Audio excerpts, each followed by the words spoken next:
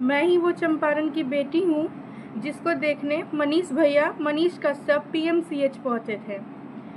मैं एक बहुत ही गंभीर बीमारी से ग्रसित हूँ। मैं अभी भी अपने पैर पे खड़ी नहीं हूँ। मैं अपने पैर पे नहीं चल पा रही हूँ और उसी से रिलेटेड मैं अपना इलाज कराने पीएमसीएच पटना गई थी। सबसे पहले मेरा 1 महीना से ही मेरा तबीयत ख़राब चल रहा था। 1 महीना से मेरा तबीयत ख़राब चल रहा था। उसके बाद में ऐसे अचानक से 14 तारीख की रात को मेरा पैर काम करना बंद कर दिया। मेरा पैर काम करना बंद कर दिया तो यहाँ निजी एक अस्पताल है, मैं उसी अस्पताल में गई जहाँ से मुझे बोला डंकन जाने के लिए। उसके बाद मैं डंकन हॉस्पिटल गई। डंकन हॉस्पिटल में जाने के बाद वहाँ के डॉक्टर ने काफ़ी देर जांच पड़ताल किया। जांच पड़ताल करने के बाद उन्होंने बोला कोई जीबीएस बीमारी डिटेक्ट करके और मुझे रेफ़र कर दिया कि जाओ तुम पटना जाओ या दिल्ली जाओ या लखनऊ जाओ। रेफ़र लेटर पे मुझे लिख के दे दिया। उस दिन रात तो मैं अपने घर आ गई। फिर उसके बाद में मतलब पहले से मेरा दवा चलता है मोतिहारी के डॉक्टर राजकुमार दीपक के पास से। तो मैं सोची कि कहीं उन्हीं के दवा का कोई साइड इफ़ेक्ट होगा, तो मैंने बोला कि नहीं, मैं पहले वहीं पे जाऊंगी। फिर मैं मोतिहारी में डॉक्टर राजकुमार दीपक के पास गई। उन्होंने भी मुझे 1-2 घंटे अपने निगरानी में एडमिट रखा। उसके बाद में उन्होंने भी मुझे रेफ़र कर दिया। फिर मैं अपने घर आ गई। फिर घर आने के बाद सब कुछ होने के बाद हुआ कि मैं एम्स जाऊंगी या आईजीएमएस जाऊंगी। फिर जब मैं एम्स गई, एम्स में मेरा नंबर लगा। जब मैं एम्स गई, एम्स के जब गेट पे मैं गई तो वहाँ मेरे पास तो पैसा उपलब्ध था नहीं। मैं बहुत ही गरीब परिवार से बिलोंग करती हूँ, मतलब ना अमीर हूँ ना गरीब हूँ। खाने तक को मेरे पास बस पैसा है, उतना नहीं है कि मैं इलाज में अपना लाखों करोड़ों दे दूँ। उसके बाद में जब मैं वहाँ पे गई एम्स में, तो एम्स के डॉक्टर बोल रहे हैं 1.5 लाख रुपया पे करो तभी मैं एडमिट लूँगा, क्योंकि जो वैक्सीन लगने वाला है वो वैक्सीन का कीमत 1.5 लाख रुपया है। उसके बाद में वहाँ से मैं पैरामेडिकल कोर्स की हुई हूँ रक्सौल के एक सेंटर पे। तो मैं अपने डॉक्टर मनीष सर को फ़ोन की। मैंने बोला कि सर, मेरे पेरेंट्स ने भी बोला कि ऐसा ऐसा बात है कि यहाँ पे बोल रहा है लोग पहले 1.5 लाख रुपए पे करने के लिए, उसके बाद में मैं यहाँ पे अंदर लूँगा, एडमिट लूँगा। तो मैं वहाँ पे 2-3 घंटा लगभग मैं वहाँ नीचे बिछा के एम्स के गेट पे पड़ी रही कि कोई डॉक्टर, कोई नर्स मुझे देखने नहीं आया। उस समय मुझ पे और मेरे फैमिली पे क्या बीत रही थी आप सब में से कोई नहीं सोच सकता है। और उसके बाद में फिर मैंने अपने सर से बात किया। उन्होंने कहीं से बात किया, कुछ किया, मनीष भैया से बात किया, किससे बात किया, मैं उस टाइम उतने होश में नहीं थी कि मुझे सारा बात याद रहे। उसके बाद मैं वहाँ पे जब पीएमसीएच गई तो लिंक लगा के कुछ करके मेरे मनीष सर ही मेरा नंबर लगवाए। और उसके बाद में जब नंबर लगा तो स्ट्रेचर पे मैं अंदर गई। जब अंदर गई तो स्ट्रेचर के लिए पीएमसीएच का सबसे बड़ा ये, जब आप स्ट्रेचर से वॉशरूम जाओगे, मेरे पास तो मानो तो पैर है ही नहीं।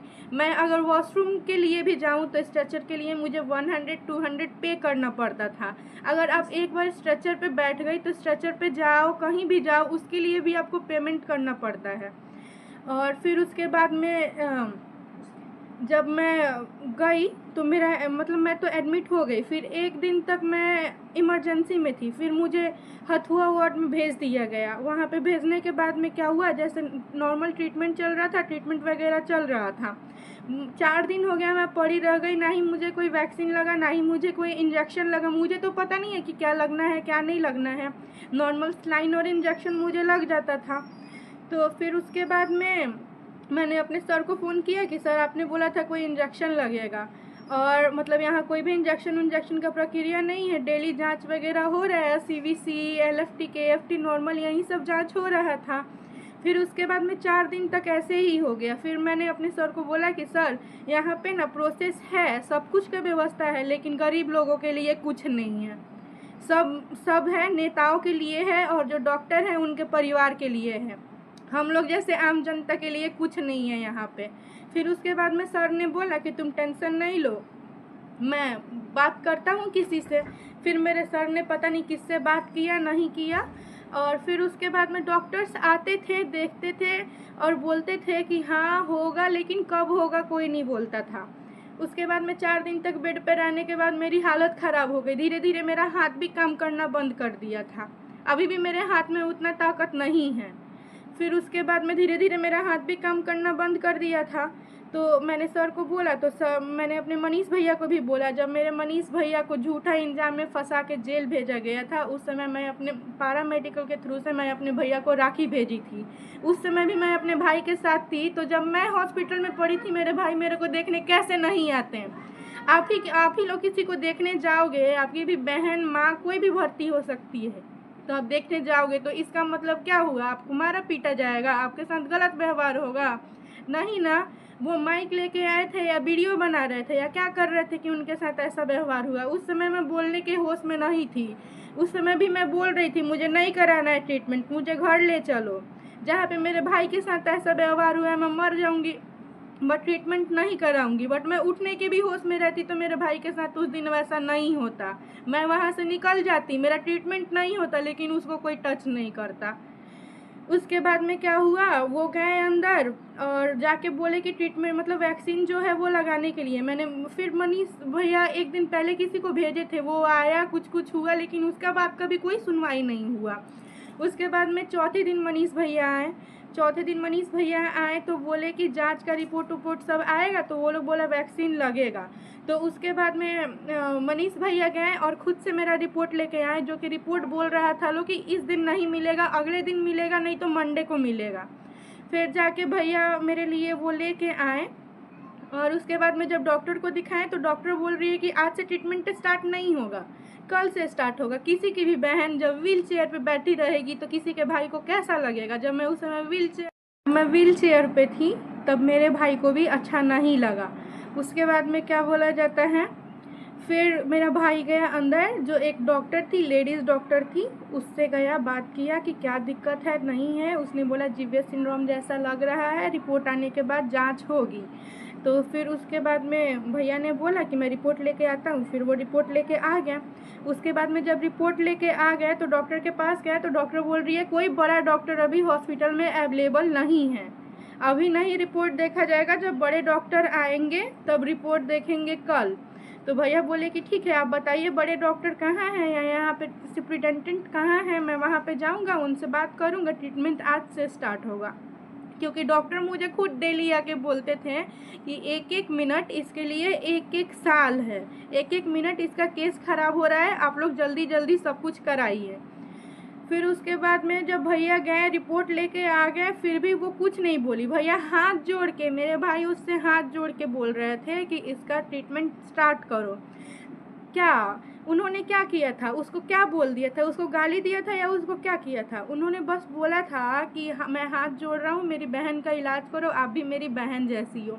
एक डॉक्टर है तो वो पहले एक औरत है, किसी की बहन भी होगी, उन्होंने बहन बोल दिया तो क्या ही बुरा हो गया। उसको नहीं पसंद आया वो डॉक्टर को, तो वो बोल देती डायरेक्ट कि मुझे बहन मत बोलो, बात वहीं पे ख़त्म हो जाता। उस लगे चिल्लाने कि मैं किसी की बहन वहन नहीं हूँ। उसी टाइम से हाथ जोड़ के वो बोल रहे थे, किसी पे क्या बीतता। फिर उसके बाद में वो हट गए वहाँ से और वहाँ से चले गए। फिर वो बोले कि मैं जाऊँगा सुपरिटेंडेंट के पास, वो गए अभी वहाँ पे चले गए। उसके बाद में वो लड़की फ़ोन की, किसी को फ़ोन की और 4-5 बंदे को बुलाई। मैं नहीं देखी, वो डॉक्टर के ड्रेसअप में नहीं थे, मैं उनको गुंडा ही बोलूँगी। वो 4-5 गुंडे को फ़ोन करके बुलाई। वो लोग आए और वो लड़की लगी अपना रोने चिल्लाने, इतना ज़ोर ज़ोर से चिल्लाने रोने लगी, वो जो डॉक्टर थी वो। और उसके बाद में 4-5 लड़के आए, आके बोल रहे हैं मनीष कश्यप की माँ का ये तो वो, मतलब दुनिया भर का गाली। फिर बोल रहा है कि मनीष कश्यप जिसको देखने आया था वो मरीज कौन था? तो बोला लो मेरा बेड नंबर 8 था, बोला बेड नंबर 8 पे। फिर वो मुझे देखने आया। इतना में मतलब कोई भी इंसान बीमार है, मैं 1 महीने से लगभग बीमार थी, तो कोई भी अंदर से वीक हो जाएगा। मैं व्हील चेयर पे बैठी थी, मैं बहुत ही ज़्यादा वीक हो गई थी। उसके बाद में वो लोग इतना मेरे पीछे आके अगल बगल में चिल्लाया, इतना चिल्लाया कि मैं बेहोश हो गई। फिर भी डॉक्टर वहाँ के कुछ नहीं किए, ना ही मुझे देखें। फिर भी उसके बाद में क्या हुआ कि वो आए, डॉक्टर इतना चिल्लाए कि मुझे कुछ भी समझ नहीं आ रहा था, मैं बेहोश हो गई। उसके बाद में जब मुझे होश आया तो वहाँ पे जो अगल बगल में पेशेंट थे, उसके साथ जो गार्जियन थे, वो मुझे उठा के बेड पे ले जाके रखे। बेड पे ले जाके रखे। उसके बाद में जो मेरे को ना मेरा SpO2 शायद कम हो गया था, मेरे को सांस नहीं आ रहा था, मेरा ऑक्सीजन लेवल गिर गया होगा, इसलिए मुझे सांस नहीं आ रहा था। एकदम मेरा सांस चल रहा था, वो लोग मेरे पास चिल्ला रहे थे, हम बोल रहे थे, हाथ से इशारा कर रहे थे, मेरे मुंह से आवाज़ नहीं आ रहा था, हम हाथ से इशारा कर रहे थे बाहर जाओ, फिर भी वो लोग बाहर नहीं जा रहे थे। उसके बाद में वहीं पे बहुत हल्ला हंगामा हुआ। फिर बोला लोग वहीं पे कि उसको मार के आज फेंक देंगे, मेरे सामने बोला। फिर बाहर गया, मेरा सांस खिंचा रहा था, मैं लग रहा था अब मर जाऊंगी तब मर जाऊंगी। और डॉक्टर लोग वहाँ के बोल रहे, जो गुंडा आए थे, जो डॉक्टर के वेश में गुंडा थे, वो बोल रहे थे मरने दो इसको, कोई ऑक्सीजन नहीं देगा। कितनी देर तक मैं इसी तरह लग रहा था अब मर जाऊंगी तब मर जाऊंगी। मेरी माँ भी उस समय अस्पताल में अवेलेबल थी, सिर्फ मेरी माँ वहाँ पे थी। और फिर उसके बाद में मुझे कोई ऑक्सीजन नहीं दिया। वहीं पे एक झाड़ू पोछा करने वाली औरत जाके कहीं से ऑक्सीजन मास्क ला के और हमको ऑक्सीजन मास्क लगाई। उतने देर में मैं 10 बार से ज़्यादा बेहोश हो गई थी, फिर भी कोई डॉक्टर कोई नर्स बुलाने पे मेरे को देखने नहीं आ रहा था। फिर उसके बाद में आके देख लिया, आके वो झाड़ू पोछा वाली ऑक्सीजन मास्क मेरे को लगा दी। उसके बाद में सब कुछ हो गया। बाहर क्या हुआ, मनीष भैया को मेरी माँ बोलती है कि ले जाके रूम में बोला लोग बात करते हैं, बात करते करते उनको मार के पता नहीं क्या कर दिया सब। जब मैं होश में आई, मुझे 4 घंटा बाद होश आया। 4 घंटा बाद जब मुझे होश आया तो मैं देखी कि मेरी माँ रो रही है।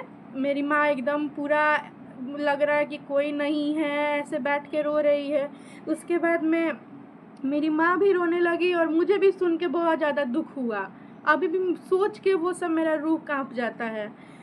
मैं क्यों गई PMCH?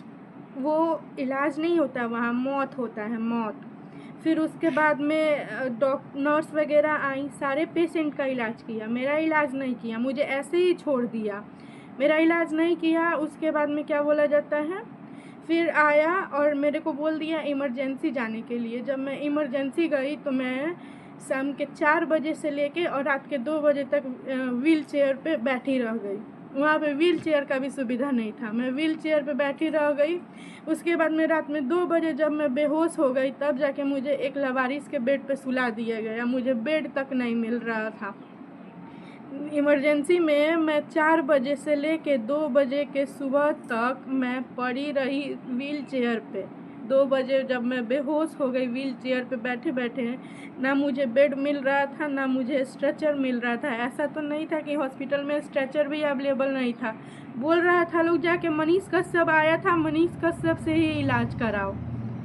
उसके बाद में मैं पड़ी रह गई। हॉस्पिटल में ही कुछ आदमी आए, मुझे उठा के ले जाके और एक लवारिस के बेड पे सुला दिए।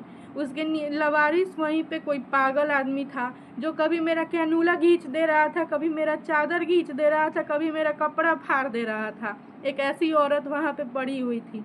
ऐसे ऐसे चीज़ों से मैं निकल के, मैं बस बोल रही थी मैं जिंदा घर पे पहुँच जाऊँ। भगवान का लाख लाख शुक्र है कि मैं मौत के घर से निकल के और आज यहाँ पे जिंदा घर पे पहुँच गई। भगवान का नहीं, मनीष भैया का लाख लाख शुक्र है।